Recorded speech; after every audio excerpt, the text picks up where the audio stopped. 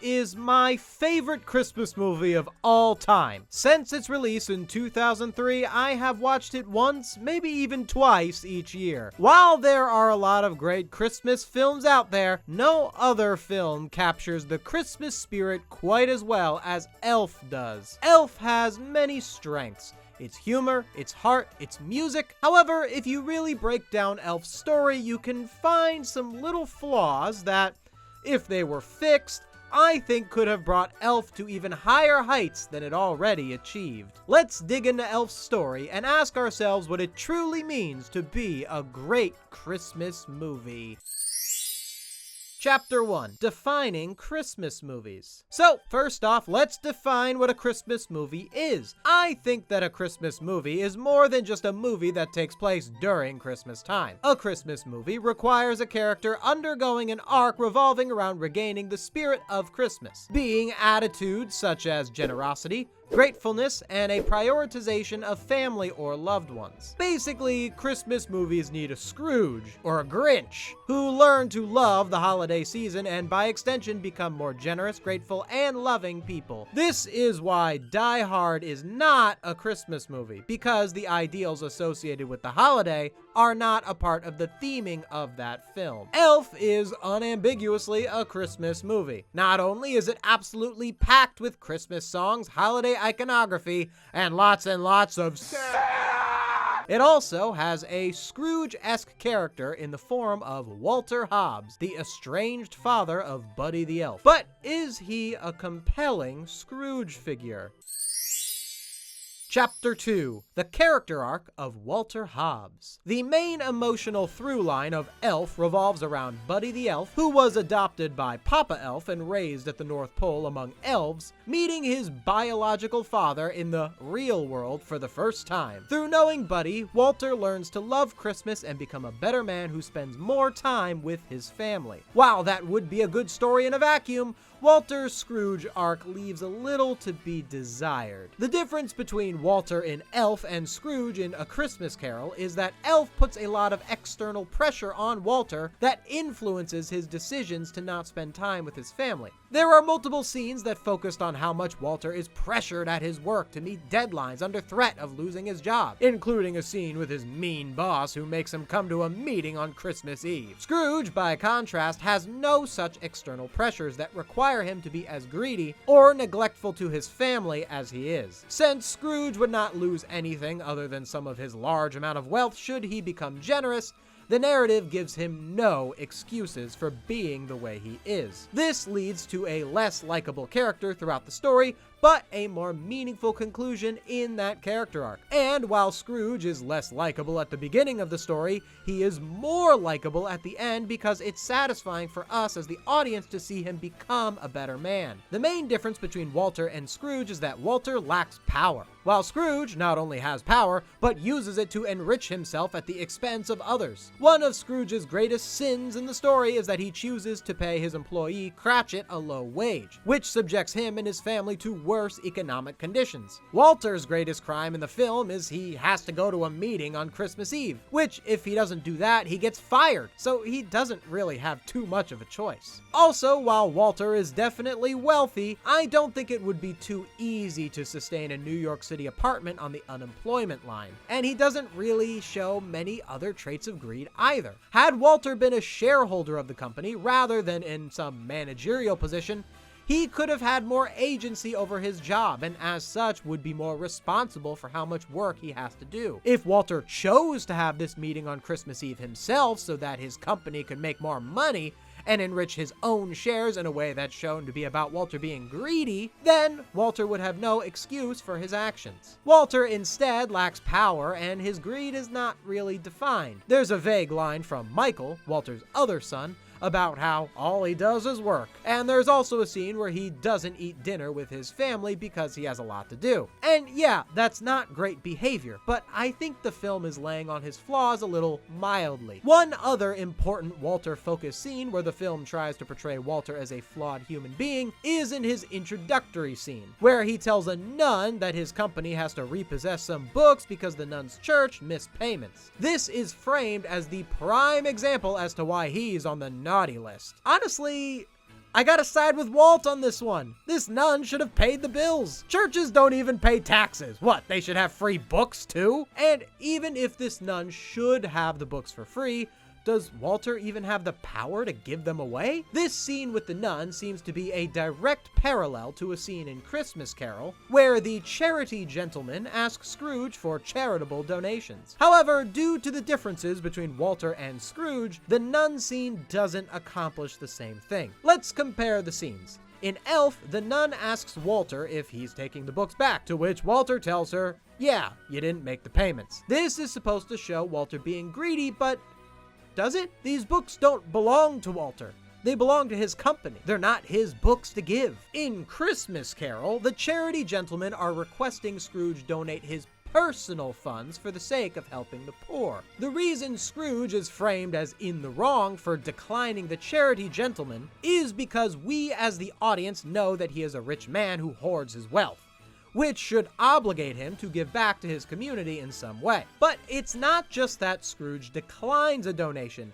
it's how he declines the donation that sets the foundation of Scrooge's character flaw, and the central statement that Dickens is trying to make with the story. Instead of a simple no, Scrooge responds to the request with a politically charged tirade, which sarcastically asks, are there no prisons or workhouses? Which means that the taxes he pays fund those institutions where the poor must go, and that he is not going to help the poor any further than that. So this scene not only takes the opportunity to show Scrooge's central character flaw of greed, but it also takes the chance to highlight Scrooge's ideology, which is apathy towards the poor. Through a character like Scrooge, Dickens shows the audience the consequences of this ideology, both towards others and towards the self.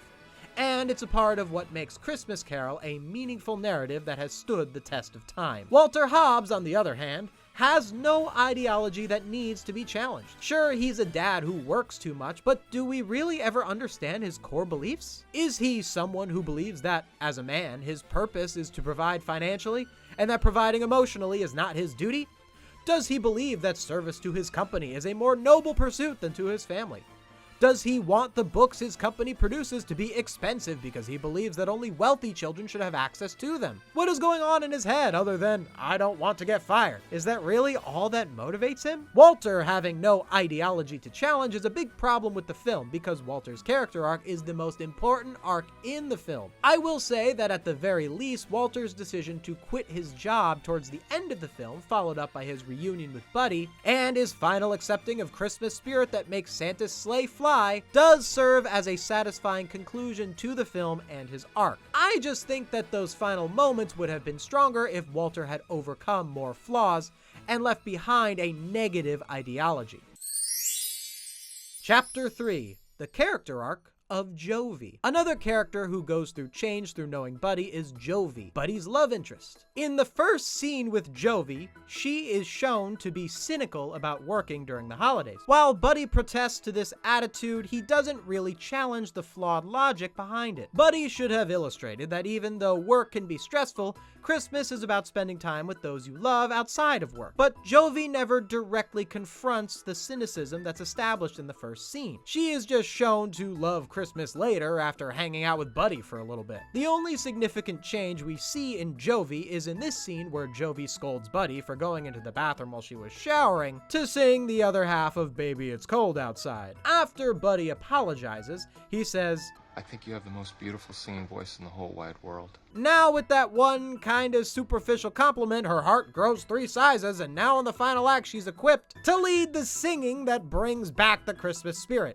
Had Jovie's initial cynicism towards Christmas consist of more than 2 lines about not liking her job and not wanting to sing at work, and if her journey towards reversing those attitudes had been more than just a light switch change, after Buddy says her voice sounds nice, her being the driving force of Christmas spirit in the finale would have been more impactful. What makes both Walter and Jovie's arcs so weak is that they 1. Lack an ideology that influences their character flaws, and 2. Don't directly address why they have those character flaws when they overcome them. Chapter 4: The Character Arc of Buddy. There is one character in the film who does have an ideology: Buddy. Buddy the elf is a man who reveres the traditions of Christmas. This is shown through Buddy decorating every space to the max, encouraging others to sing Christmas carols, and by attempting to expose imposter Santa, who he believes is deceiving children. Buddy expresses his positive ideological beliefs towards Walter and Jovie. If Walter and Jovie had negative ideologies of their own that Buddy's ideology would counter, they would have had more impactful arcs. While Buddy doesn't change much as a person in the film since he's already a good person, Buddy does go through an arc of self-acceptance by learning to embrace both the world of Santa that he came from and the world of his father, of which he now resides. The movie doesn't deeply engage with this too much. At the beginning of the film, Buddy refers to himself as a cotton-headed ninny-muggins, in response to him not being able to build toys as fast as the elves. And then at the end of the film, Santa defies this previous self-flagellation by declaring that Buddy is more of an elf than anyone I ever met. These two moments are a great beginning and ending to a self-discovery character arc. The problem is that there's little in between. In the midpoints of the film, we don't see Buddy feel bad about his shortcomings while he struggles to adjust to the real world. Except maybe when he leaves Walter's home at his low point when Walter tells him to get out of his life. But this is already well into the third act of the film, and by this point we haven't laid enough of the groundwork of Buddy's insecurity for his father's disappointment to really mean something. There's this part of the movie, and about the midpoint, where Buddy is taken to work with Walter. What strikes me immediately about this sequence is that it's the first time in the film where Buddy is not wearing his Rankin Bass-inspired elf costume. This moment should be a huge part of Buddy's assimilation into the real world. He wasn't capable of being an elf because elves were naturally better and faster at making toys. But as a human, he is exceptionally talented, being shown to be capable of putting together elegant decorations at superhuman speeds. However, the film doesn't take the opportunity to engage with Buddy's talents here. Buddy's scenes at Walter's office are nothing more than some funny Buddy moments, and don't get me wrong, they're super funny moments. Buddy the elf, what's your favorite color? But this sequence would have been overall enhanced if it had just spent a little more time making it a part of Buddy's growing into the real world. I'd like to reimagine a scene for a moment. When Buddy is sent to work in the mailroom, he starts this wacky dance party with all the mailroom workers. This is framed as Buddy being a failure at this job. The issue I have with this scene is that framing. I don't think this scene should have shown Buddy being a bad worker. I think Buddy should have been framed as a fantastic worker, and this scene could have been used to illustrate that. The scene would have been more impactful if, instead of Buddy's dance party being framed as a disruption of the mailroom workflow, it was framed as a boost in morale for the mailroom, which actually made them work faster. Someone should have said to Walter, "Hey, your son boosted mailroom productivity by 20% because he made everyone laugh and put up a bunch of Christmas decorations." While that would have been a little less funny than Walter looking dumbfounded at Buddy's actions, it would have been a worthy sacrifice since it would have informed Buddy's arc better and led to a more satisfying narrative.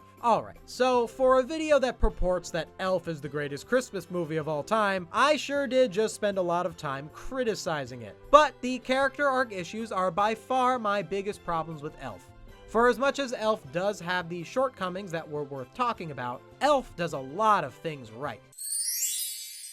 Chapter 5. How Elf Understands Christmas Spirit. What Elf does better than just about any film that involves the character of Santa Claus is how it illustrates the relationship between Santa and humanity. See, movies where Santa is real often have a hard time explaining why there are some people who don't believe in him. The most egregious example of this is in the film The Santa Claus. In that movie, the ex-wife urges Home Improvement to tell his son that there's no Santa. However, Santa exists in this universe.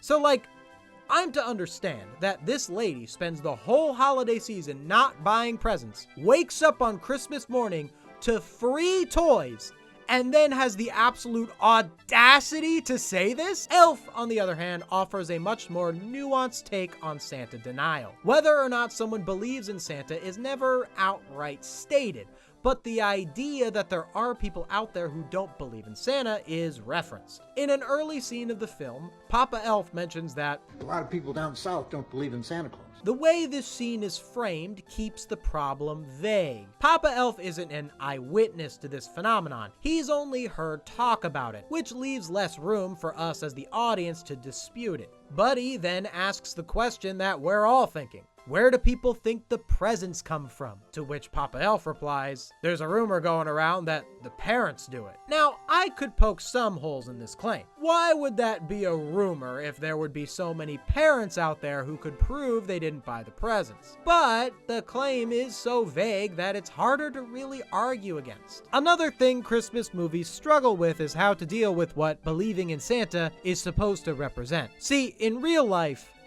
and I'm so sorry if I'm the bearer of bad news here, but Santa Claus does not actually exist. So in movies where he does, the belief in Santa can come off as something that sounds kind of crazy. Like in Santa Claus, the movie kind of shames you for not just believing in Santa, even though there's no solid evidence for him. And it seems to act like belief in Santa is just about purporting that the man actually exists and lives at the North Pole. How can I, as someone who lives in the cruel Santa-less real world, relate to that? In Elf, the belief in Santa isn't so much a belief in the fact of Santa's existence. Instead, it's more of a representation of Christmas spirit in general. This is why Santa is opposed to showing people evidence of his existence in Elf. It's not the belief in Santa's literal physical existence that makes his sleigh fly. It's Christmas spirit that makes the sleigh fly. And Christmas spirit is shown in the film as the ability to let go and sing in public, the willingness to tell off your boss and spend time with your family instead, the dedication it takes to decorate an entire house to make the people you love smile. These are things that exist in the real world, and they are things worth believing in. Santa, as a fictional character, can provide that to us, and that's what truly makes Santa real. Elf is actually a big reason why, when I learned that Santa wasn't real as a child, I was not too upset to learn that.